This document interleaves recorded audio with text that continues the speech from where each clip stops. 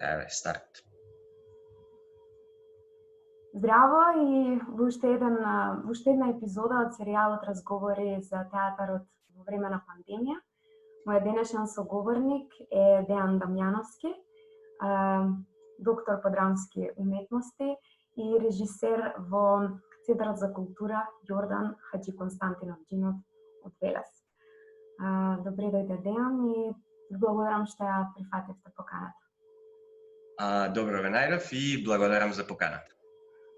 Моето прво прашање што го поставам до сите мои соговорници е што значи да се биде режисер во време на пандемија? Како го доживеавте затворањето на театрите и како ви минаа првите полициски часови? Па вака, значи, имајќи во предвид дека режисерската работа во голема мера, значи она што е нашата теренска работа е само малиот дел од работата. Практично оние месец, 2, 3 кои ги поминуваме на проби, се помалиот дел од работата, а онај поголемиот е во голема мера домашна работа, домашна задача која што се состои од истражување, читање, разгледување, анализи и така натаму на конкретниот материјал кој што ќе се работи. Јас можам да кажам дека јас се осеќав како да се наоѓам перманентно во таа фаза на работа. И сега добро, ние работевме еден проект во ова време од како започна пандемијата, но за тоа веројатно после. Така што еве вака анегдотски кажано, јас се осеќав како да се наоѓам во перманентна подготвителна фаза, како да се наоѓаш во некој низок старт, пред да истрча атлетичарот на патеката. Така. Со поглед на тоа дека сте режисер на проектот интернет перформансот, така го нарекувате, тој и таа, кој што е во продукција на Велешкиот театар, ме интересира и на некој начин всушност сите професии во овој период се преселија на работа од дома, така и театарот беше приморан да работи од дома, доколку сака некој да создаде театарска представа или било каков допринос во театарот. Во овие услови, така и вашиот проект всушност се случуваше од дома, колку што можев да забележам кога ги гледав перформансите на моите колеги, сите се во мали прозорчиња и сето тоа е снимено, претпоставувам, од дома. Како изгледа тој процес на работа од дома? Како изгледа процесот на трансформација на приватниот простор во работен простор? Кои се техничките можности денес во нашата земја за тоа да се изведе без никакви потешкоти? Јас уште кога беше во тие други нормални времења, некогаш се зезав кога биле некакви тешки денови, онака не ти се оди на проба затоа што си исцрпен или нешто така, си викав како не постои. Се надевам дека еден ден ќе измислиме некоја верзија телефонска, тоа што не беше уште интернетот. Немаше толку голем замафатен, ама викам како не измислиме некоја верзија наква телефонска на ова. Па да може некој денови да си земеш отвори, да може да се продолжат пробите така. Така што ова беше као не, сега во рамките на шегата ќе речем dream come true, а не, туку беше некој тип на провокација да видиме дали тоа е возможно. Иначе морам да дадам малце контекст на овој проект и на биографијата на проектов. Значи тој и таа е базирана на текст од еден современ француски автор, која и требаше да биде поставена во театар. Практично беше планирана за програмата за оваа година, но не од оние средства кои што ги доделува Министерството за култура во националната програма, туку од она што ние го нарекуваме собствени средства. А Велешкиот театар прави неколку такви. Значи, ако има 3 или 4 од програма од Министерството, ние правиме уште 2 или 3, помали нормално, проекти кои што така ја дополнуваат програмата. Фала Богу, не ни недостасува публика, така што за сите имаме. И тоа беше планирано да биде некаде во летото, баш да се случува во овој период да се направи, за во септември да излезе, фул да си функционира на репертоар. Идејата беше, значи таму се работи, драмата е за еден пар од нивното запознавање до некоја си нивна подлабока старост, кај што ги гледаме како се развиваат фазите од нивните односи, сопруг и сопруга, и односно партнери и така натаму. Мојата идеја беше да се ангажира поголемиот дел од ансамблот на театарот, со тоа што ќе ги започнеме од помладите, нели, колеги актери, па се до највозрастните, за да ги следи некако фазите и да биде некој вид на ансамбловска представа, иако тие луѓе нема никако да се сретнат, затоа што по двајца се во сцена. Драматургијата е така епизодична или фрагментарна, како што се нарекува денес, така што во секоја сцена има по двајца луѓе. Сега кога стана ова што стана, кога тргна затварањето, нели сите додека се снајдеме неколку недели пред тоа ништо не правевме, и јас дојдов на идеја и тогаш ја предложив на тогашното раководство да направиме нешто вакво, кое што практично, иако пишува продукција, кај нас инвестираме, нели, реално човечкиот потенцијал е инвестиран. Јас, драматургот Саш Димовски, Филип Коруновски као дизајнер, монтажер и 12 члена од ансамблот театарски. Немаме ние некои трошоци, нема сценографии, нема костими, нема, нели, технички други услови, сите се снимаат дома со телефони. Или тој што живее сам, значи тој што живее сам има повеќе ограничувања, тој што живее со некој. Идејата беше да го искористиме потенцијалот на ова што го имаме. Значи не да лажираме, не ако мене ми е комшија ако мене ми е комшија колегата, јас додам до кај него па сега тука да се изглумиме. Не беше тоа идејата. Идејата беше како оваа ситуација, ограничувањата кои ни ги дава оваа ситуација, практично да видиме доколку можеме да ги претвориме во некакви слободи. Да видиме каде може да тие ограничувања, каде ќе се судрат со оној начин на кој што ние сме навикнати до сега и како ќе го трансформираат, како ќе го преобразат во становениот начин на комуникација, интеракција и така натаму, нели, кои што постојат во текот на работниот процес, како ќе го трансформираат. Се разбира, тоа е процес кој што трае и кој што нема со еден проект ние да тука да стигнеме до некакви, нели, големи сознанија, но многу е важно во случајов за мене е важно, но верувам и за колегите кои што се учесници, е важно да ги поставиме вистинските прашања, да видиме што може и на каде би можело да тргне. Значи, тука не се занимаваме со големи одговори, дали ова е театар, дали не, дали ова ќе се вика перформанс интернет. Мислам, таа дефиниција интернет перформанс е ставена заради некакво удобство, за да можеме да опишеме доле што правиме, да знаат луѓето каде во која зона се наоѓаме, но име вистинско, конкретно на тоа, мислам, далеко е тоа да може да се даде што е тоа. Тоа е негде измеѓу, нешто кое што лебди. Тоа е уствари повеќе реакција на една група на луѓе на конкретна ситуација, односно на конкретен контекст кој што се случува, а контекстот е, како што знаеме, нели, физичката и социјална изолација која што е наметната од постоењето, нели, на вирусот. Да, и како што веќе споменавте, сето тоа се изведе на некој начин преку мобилни телефони, секој од актерите, секој во својот дом. Како изгледа тој процес на режирање, кога не сте во ист простор со актерот? Како изгледа тој процес на... Мислам, баш ме интересира да ни споделите буквално во комоцијата на својот дом, меѓу мојот кревет и каучот, како изгледа таа трансформација на тој приватен, интимен, домашен простор во работен простор, во кој што треба уметникот да креира. Па, интересно е дека, затоа што тоа што ние практично кога разговараме, значи прво текстот нормално не беше наменет, нема ни врска со пандемијата, па мораше да биде адаптиран на некој начин, требаше ликовите кои што се во драмата да кореспондираат со актуелната ситуација, значи секој на некој начин е дел од таа ситуација. И сега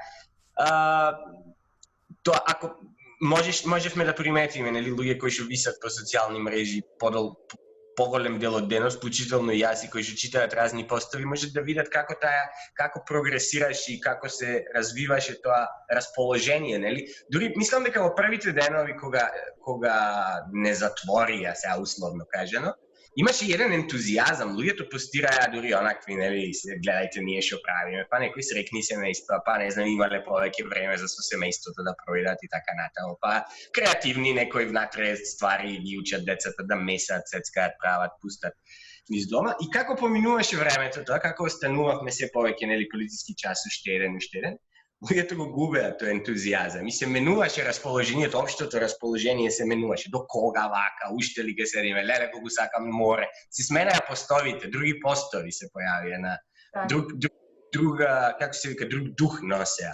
Исто така се појавија различни луѓе, различно реагираа и се појавија разни карактери во текот на пандемијата. Имаше такви кои што беа против и за тоа, нели, стои се некој заговор, не знам, власта. Имаше едни кои што се про, кои што навиваат, нели. Имаше едни трети кои што висат ги кодашат комшиите дека не држале дистанца или излегувале надвора, сите се тие дома и така. Така што се таа ситуација роди создаде еден друг социокултурен контекст. Од кој што ние сакале или не сме дел. И ние попаѓаме во некоја од тие категории статистики. И од тука натаму, свативме дека практично она што ние го играме е делумно и се играме и себе си. Тоа е едниот дел. Второто е дека и беше многу лесно кога комунициравме, кога ги имавме тие проби на маса, ќе биде малце пресилено да го кажам. На маси. На маси, еве вака како ќе разговараме, само рачунајте дека тука имам повеќе луѓе. Во кој што ние практично ги илустриравме, односно анализата ја правевме врз основа на она што се случува сега и врз основа на стереотипите тие некои кои што се појавуваат сега и овде. Значи, иако сега и овде, односно овде во интернет просторот е малце дискутабилен термин, нели, многу беше интересно кога рекол добре дојдовте. Каде? Добре дојдовте. Но, тоа се тие прашања кои се многу интересни за одговарање, нели, за прашањето за присуството, особено тоа. Дали само физичкото е присуство, практично. Да, многу пати сме сведоци на физичко присуство, а умствено отсуство. Така што некогаш тоа физичко присуство... Тоа мислам дека како тема треба да ќе го отвориме покасно за дискутабилноста на што значи присуството. И како и да е, пробите се доста пократки, иначе од нормалното време во театар. Особено заради фактот што ние прифативме една форма на како се вика, на серијалност на драмава, не да ја дадеме наеднаш целата, туку да ја, како се вика, да ја разбиеме малце, да ја разбиеме. Тоа е направено од неколку причини меѓу другото. Значи, едната е дека јас лично мислам дека нештата која ќе се префрлат на интернет, еве дури и она образование, нели, пошто и образовниот процес се префрли на интернет, нели, децата почнаа да учат. Не мислам дека можеше, ќерка ми учи и англиски плюс, не мислам дека можеш онаков како што е моделот од надвор, нели, од физичкиот, реалниот свет, да го префрлиш во ова, дека тука ќе претрпи некакви модификации. Мислам дека серијалната структура е многу поприфатлива, затоа што прво е е пократка, нели, и второ одговара на форми кои што се веќе познати од интернетот, YouTube клипови, TikTok клипови и така натаму, кои што ја имаат заради нивната кратка, затоа што интернетот е како се вика, интернетот е некој медиум кој што е медиум на симултаноста. Ти истовремено пратиш, овде сега некој ми пратил порака, па малце читам, добро, тој е, добро, не е важно, ова може после да се одговори и така натаму. Уште повеќе со онаа култура на свајпинг, нели, која можеш само со еден прст да, нели, ова ме занима, ова не ме занима. Да. Или уште по-футуристички, па уште на некој екран кој што и не постои, не физички не постои, туку само вака. И особено моментот од каде што се прати интернетот, може да се прати од било која соба во станот. Точно, да, било која, не само соба, може да се прати буквално во движење по улица, не знам, си забележала дека луѓе одат по улица и може да ги изгази кола. Да. Буквално може да ги изгази. Да, и одеднаш уметноста ставена на интернет е изложена на гледачи во секакви состојби моментално додека ја пратат.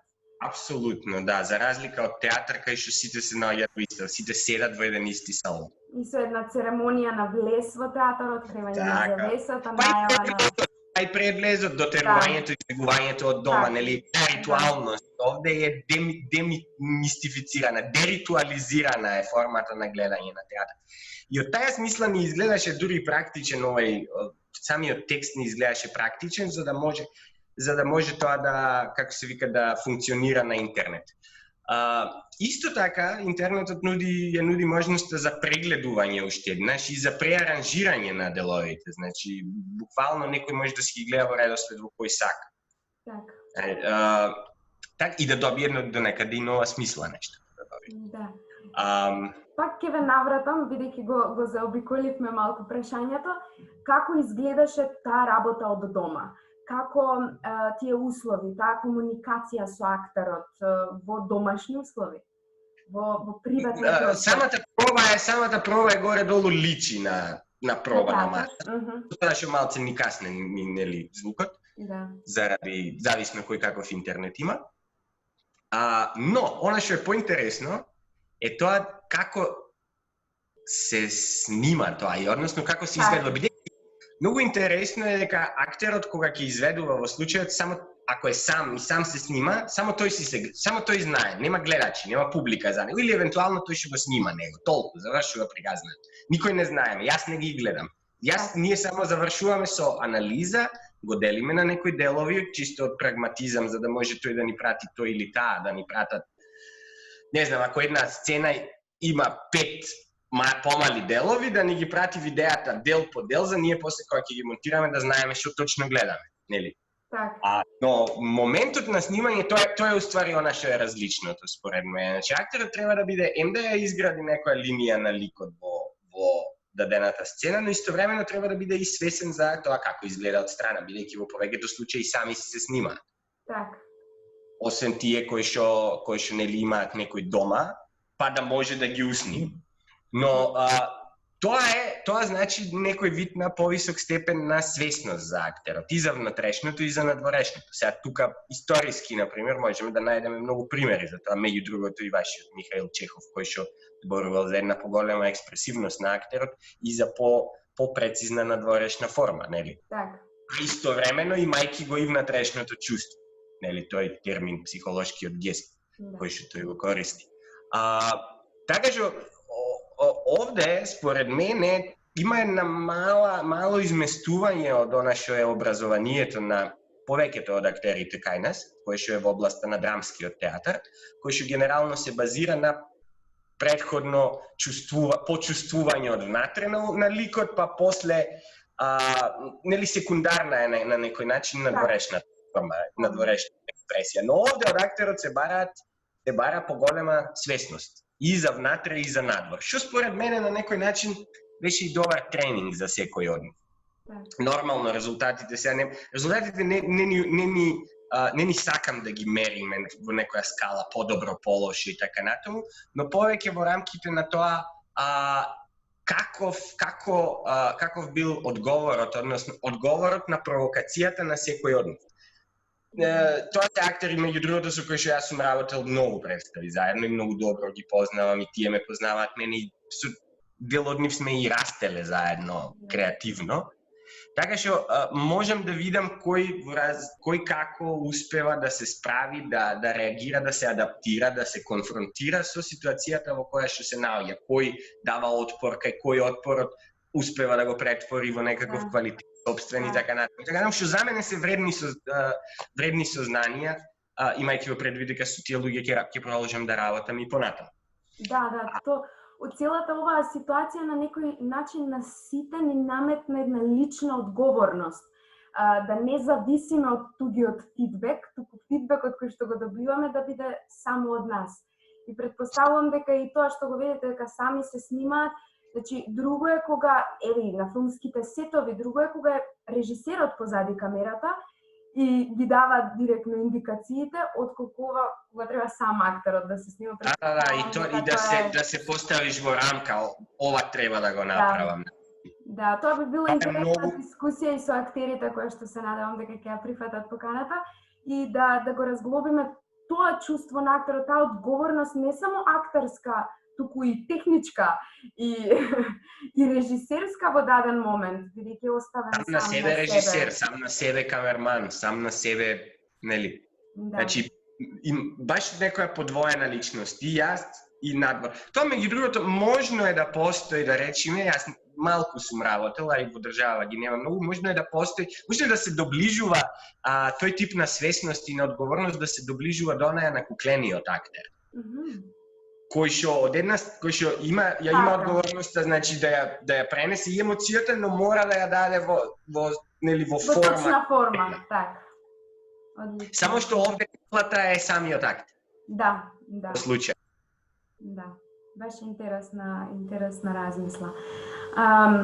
Ме интересира дали ги погледнавте друг тип на проекти од овој тип, всушност проекти од овој тип, може би представата Илузија во режија на Нела Витошевиќ, кој што уште еден пример, за жал редок во нашата земја, како што и вашиот проект Тој и та, или може би погледнавте и представи од другите земји кои што се сработени на овој начин, и ме интересира вашето размислување,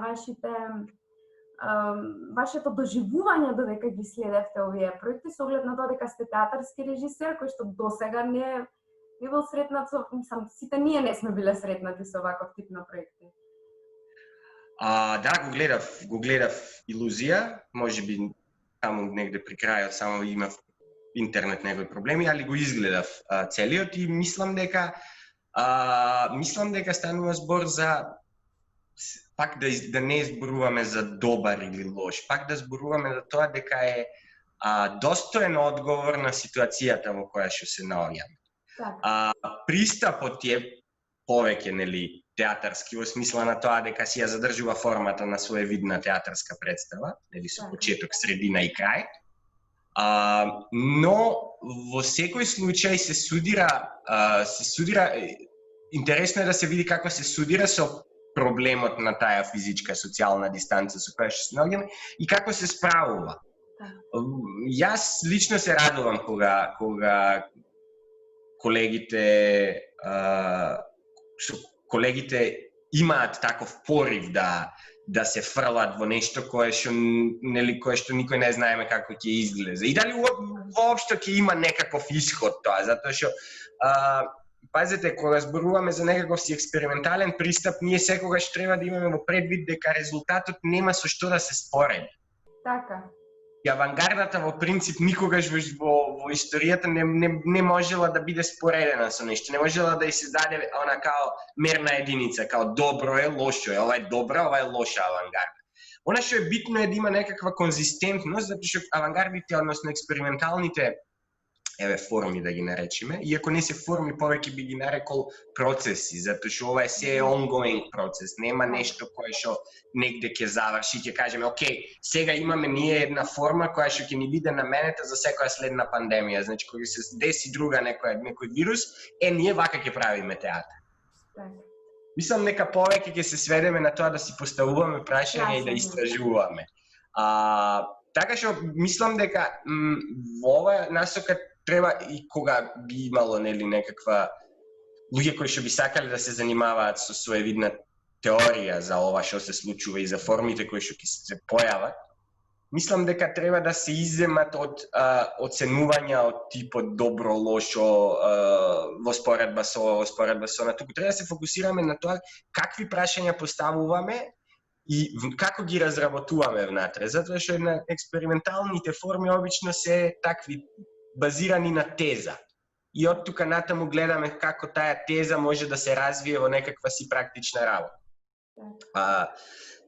И сите тие форми ќе стојат на работ меѓу теоријата и праксата. Значи, многу ми е, уште еднаш морам да потенцирам дека многу ми е драго дека постојат такви форми, дека постојат луѓе кои што имаат импулс да одговорат на нешто. А потоа што ќе излезе секундарно. Да. И можеби токму овие примери ќе бидат на некој начин основата на која што ќе се темелат сите други форми кои што следат за ако овој период продолжи или ако прекине, па како ќе се развие постпандемскиот театар.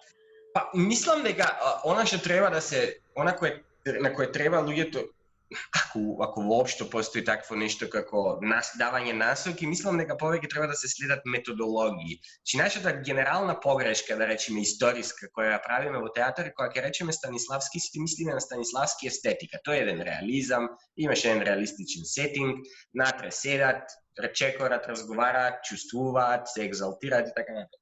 Но никој не го зема во предвид фактот дека тој е пред се метод и тој метод може понатаму нели да се прават и други. Тој е практично еден психолошко, психофизичка методологија. Ако нешто треба да се зема, тоа треба да се зема пристапи да се земаат, а не надворешни изгледи на нештата, дали личело вака, дали личело така. Иначе се претвора во маниризам. Тоа значи подобро е да се надградуваме над тезите, над прашањата кои ги поставуваме, а не над резултатите кои што ги сме ги виделе. Се согласувам. Како одговор на оваа ситуација, вашиот театар ја подготви тој и таа, но другите театри не понудија такви содржини, тие ги отворија своите архиви и почнаа со прикажување на веќе одиграни представи како онлайн представи, значи онлайн прикажување на веќе одиграните представи во живо. Дали ги погледнавте некои од тие представи, како ги доживувате како гледач, како режисер, како уметник? Видете вака сега. Значи има еден вечен таков, како се вика, отпор кај луѓето кои што се занимаваат со изведувачки уметности, кои што се водат како живи, па кај што има живо присуство, па се користат термини како енергија, па како нели театарска магија и така натаму. Има еден отпор кон снимената. Бодрияр го вика тој термин ремедиизирана или ремедиатизирана, како се вика, култура, во таа смисла што еден медиум се префрла во друг, односно е представен низ друг. Во случајов театарот сватен како медиум, се представува низ формата на театар, на телевизија, односно телевизија која што пак од друга страна и на трет пат е ремедиатизирана затоа што е качена на интернет. Уште еднаш. Иначе овде имаме 3 пати имаме исти медиум. Значи имаме една драма која што е представена низ медиумот театар е после снимен за на телевизија и телевизијата е качена на интернет. Според мене сега, јас мислам дека не постои таква, затоа што театарот е една од такви најклимавите уметности, дури по некои естетички теории не е ни уметност, само, нели, не се вбројува во тие 7. Климава е затоа што трае само сега и овде и животниот век не е многу долг. Сега, еве, кој ќе земете кај нас во предвид, кои представи се најдолги, не знам, некој има, мислам, на театар за деца и младинци, нешто на драмски, битолски, може да се пофали. Со збориме тука со над 200-300, во соседството има можда повеќе, не знам, болва во уво е некоја од така по-долгите, но како и да е, на тоа му доаѓа крај во еден. И ако тоа не е ставено на некој друг носител, колку и тој носител да не е совршен, да не може да го замени живото присуство, ние нема да имаме документ дека такво нешто постоело. Ние нема да имаме визуелна представа, бидејќи сепак живееме во визуелна цивилизација таква. Ние нема да имаме визуелна представа за тоа како таа форма изгледала воопшто. Колку и тоа да не е совршено, нели камерата може само еден агол да опфати. Ние кога седиме таму гледаме многу повеќе, гледаме симултано. Тоа што мораме да, ако правиме споредба со представите од другите земји, тие веќе се снимени со намена некогаш да бидат така прикажувани. Можеме да видиме дека таму е сето тоа убаво раскадрирано, дека ние можеме да ги видиме и очите на актерот, дека можеме да видиме детали од рака или некоја реквизита и слично. Кај нас се уште тоа не е до тој степен развиено, меѓутоа во светот веќе забележуваме дека тоа така се случува. Јас се сеќавам дека во еден период кога јас бев помлад и уште не се занимавав со оваа работа, дека националната телевизија, која што беше една тогаш, јавниот сервис ги снимаше, имаше должност да ги снима представите и кога се снимаја представите, тие не се снимаја за време на играње на представа, туку се правеше као 2 дена се снимаше баш со раскадрирање и така натаму. Така што можете да приметите дека некои постари представи се можда подобро уснимени, оние што оделе на јавниот сервис кој што ода. Но во однос на тоа прикажувањето, јас ако треба да се определуваме про и контра, јас сум затоа што јас многу работи да речеме сум научил, многу представи кои што немало шанси историски да ги видам. Јас сум ги видел благодарение на платформи као YouTube, не знам, последно тоа го прикажа, на кој му го покажува все, не е ни важно, да речеме Тадеуш Кантор, мртвиот клас од 1960 и некоја година представата. Кога ќе го видев јас тоа чудо, освен на влак. Да. Значи, многу е важно тоа да го има, не само заради документација, туку затоа што е корисно и во образованието. Така, а дали можете да направите некоја споредба во доживувањето, кога се гледа театарска представа во живо, да направиме една компарација во односот гледач-публика, со оглед на тоа дека не се случува во истиот простор. Како би ја опишале таа споредба помеѓу театарска представа веќе одиграна во живо и прикажана онлайн театарска представа која што се случува сега и овде? Исто како мала дискусија. Па, веројатно не знам. Ај вака. Намерно гледав некоја представа на битолски театар, баш од таа, пошто јас сум од Битола и едни од така да речем пораните искуства со театар ми се со битолскиот театар. И тоа што сум го видел, имаше баш тие прикажување на нивниот канал некоја представа од поодамна. Јас кога сум бил, не знам, основна школа или средна.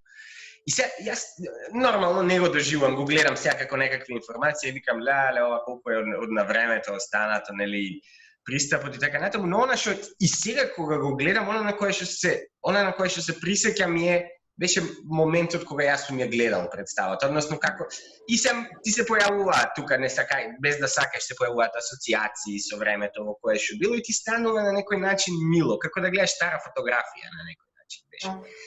Не знам што би значило, односно знам, да речем имам гледано многу представи кои што не сум ги гледал во живо и кои што за мене веројатно не сум имал против, ме возбудувале исто како што не знам сега како би ме возбудиле во живо ствар. Но она што е важно можда, што е интересно е дека нас се раѓаат генерации кои што, да речеме баба ми се родила, има поколение кои што се уште живи, кои што живееле во време кога не постоел ни еден медиум, можда дури ни радио. Мислам дека во времето на баба ми немале ни радио дома. Па после они го виделе сето ова, значи од појавувањето на радиото, па телефонот мобилен, па телевизор без боја, па телевизор со боја, па телевизор со далинско и така натаму сето тоа. Имајте во предвид дека нас веќе се родени генерации кои што функционираат со смарт телефон. Со интернетот им е као нешто кое што постои, кое што не го поставуваат под знак прашање. Прашање е како тие луѓе го гледаат театарот. Значи, ние немавме такво нешто и театарот ни беше, го гледавме како, не знам, оживување на литературата, да кажеме. Но како го гледаат овие тоа? Како го гледа ќерка ми која што снима видеа на TikTok, кои што траат по минута време? Дали она има време да го изгледа сат и по? Како она ќе го доживува? Дали она го доживува на исти начин? Може би викате, ова е као некој видео од YouTube кој што е размрдано, вака во живот и го играат. Може би тие таква перцепција имаат за театар. Затоа, многу е важно кога се носат некакви теоретски заклучоци или кога се создаваат теории од чија уста излегуваат. Многу е битно и со кој тоа Маршал Маклуан го вика дека постои нешто како доминантен медиум на секоја епоха и тој не само што служи за комуникација, него тој ги организира и целите општества околу него. Начинот на перцепција на светот се организира околу тој што е доминантниот медиум. Сега, во моментов можеби телевизијата е се уште доминантниот, имајќи во предвид колку корисници има наспроти интернетот, сепак телевизијата води. Но во еден момент, предпоставувам, кога се ќе се премести на интернет, вклучително и телевизијата, ако веќе не е целата преместена, тогаш нашата перцепција за светот ќе биде организирана околу тој еден доминантен медиум. Не зборувам тука само за користење како средство за комуникација, зборувам за светоглед. Ние ќе го гледаме светот низ призмата на таа мрежа која што повеќе или помалку ја разбираме или не. Така што и театарот верувам дека не знам дали живото ќе има истата дефиниција за живо и понатаму. И присуството дали ќе остане, дали ќе биде редефинирано, што веќе значи присуство. Да. Земете пример, да речеме, се извинувам само уште ова. Слободно. Земете пример што значи мрежно играње на видеоигра, не знам, World of Warcraft. Да. Јас не играм, не сум играл, не сум фен, не сум геймер, но што значи кај сум јас присутен во играчницата дома или во тој замислен свет со мојот аватар? Таму кај што се присутни еден куп други луѓе од еден куп други различни физички локации на планета. Да. Да, со тоа што бидејќи филмот и театарот, особено од аспект на актерот, се доста блиски, а истовремено многу далечни. Всушност, сето ова сега што го дискутираме е некако веќе актуелно во филмот. Веќе постои и со дигиталната епоха, и со новата технологија која што таму се развива. Одамна веќе се дискутира на големо присуството на актерот, каде е тој присутен, кога се снима еден Кинг Конг кој што воопшто не личи на самиот актер кој што тој го игра.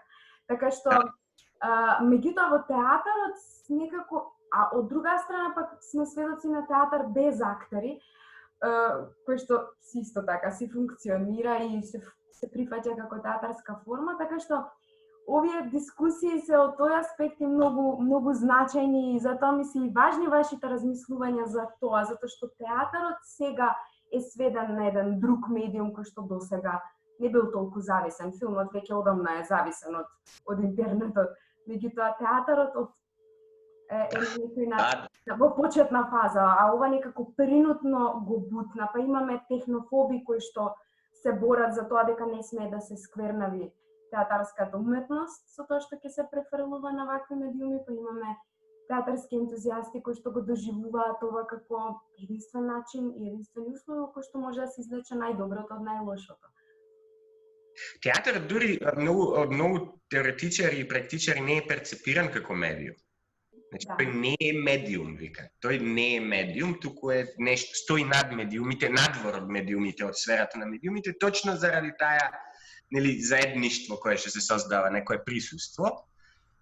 Тоест, сакаат да кажат дека да не практично како за централно го земаат тоа ритуалното потекло на театарот, кај што се уште биле измешани тие што изведуваат и тие што го гледаат. Да.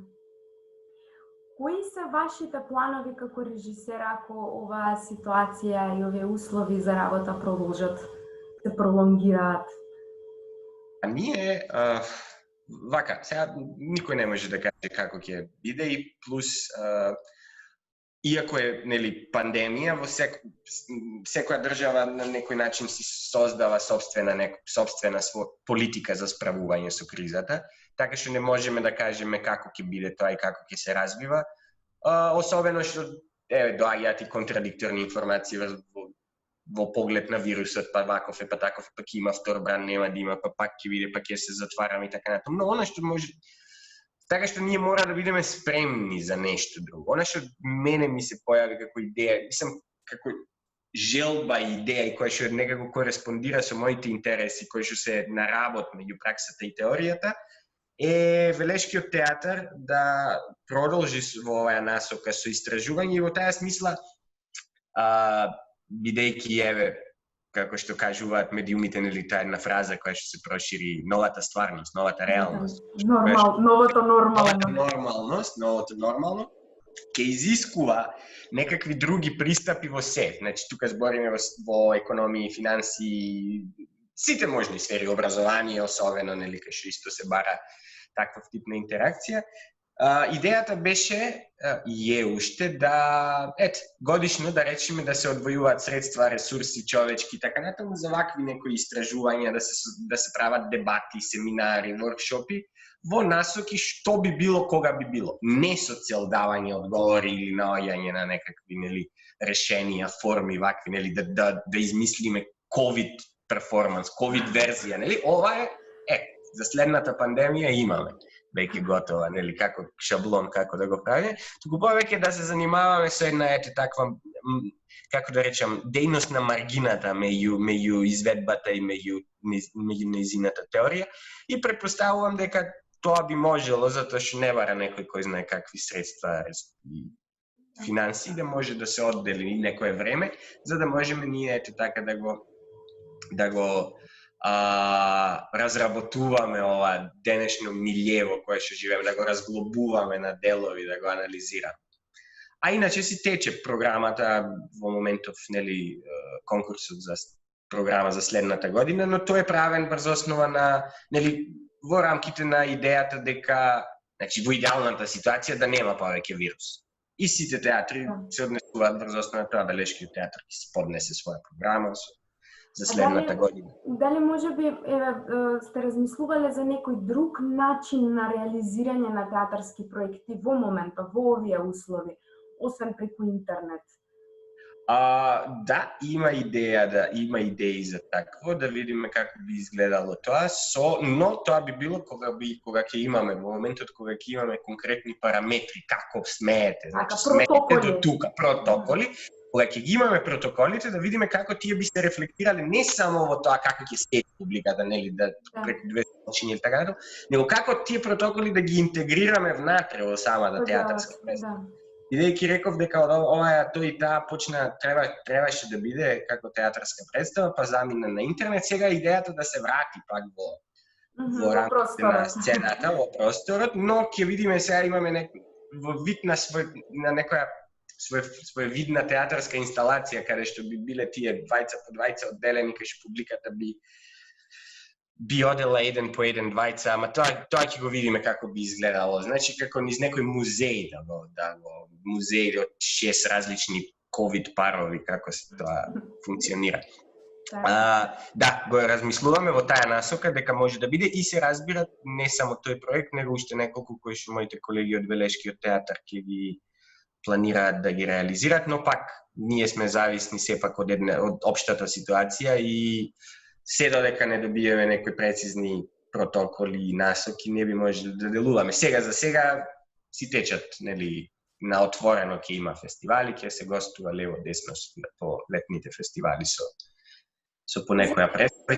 Може би било убаво ние уметниците всушност да се организираме и да ги осмислиме тие протоколи, додека чекаме да не ги организира. Видете, значи да, ние можеме само да ги адаптираме. Да понудиме. Медицинско лице треба да ни каже значи мора ова да го запази. Согласност, така. Мора да ни го каже тоа, а од тука натаму ние треба да го обмислиме креативно како да го интегрираме внатре во нашата работа. Мене би ми било многу драго да кога ќе го имаме тоа, кога ќе ги имаме тие назнаки, да видиме како ние таа драматургија ќе ја прочитаме внатре во театарската форма. Така. Тоа беше и се за овој наш денешен разговор, со тоа што би сакала и да ви оставам простор доколку овие мои прашања не ги опфатија сите ваши размисли, слободно да додадете се што сметате дека е соодветно за оваа тема, да се доискажете или пак можеби да испратите некоја порака до постпандемскиот театарски режисер. Тоест до себе си, за пост. Можеби да, до себе си или до помладите генерации или за било кое време пост ова време, не време. Па јас мислам дека луѓето сепак кога ќе сепак нив ги формира и епохата, времето во кое што се раѓаат. Значи за нас е ова, ние сме затекнати во оваа ситуација, но некој ќе се роди со оваква ситуација. Така што незиниот поглед на свет ќе биде сосема различен од нашиот. И она што ние кои што веќе се наоѓаме во некоја средна возраст, би требало да го направиме да не ги потиснуваме тие погледи на свет, само затоа што се различни и затоа што и ние ќе има опасност да влеземе во замката која што ни сметала кај нашите повозрасни, кај нашите родители, а тоа е да, нели, нашето беше најдобро, вие не знаете како беше во нашето. Значи треба да се избегнува таа замка, иако знам дека мозокот ни прави такви трикови затоа што ја избира најудобната варијанта за себе си, најлесната, она што му е познатата. Но мислам дека треба да се бориме против тоа внатрешно, дека секој треба да се избори за да може да остане креативен и да може да остане уметник, може да не толку и за себе си, толку повеќе за следните генерации, да им даде полет, да не ги затвора во нешто во кое што, нели, јас си мислам дека моето беше најдобро, моето време, вие ништо не знаете, нели.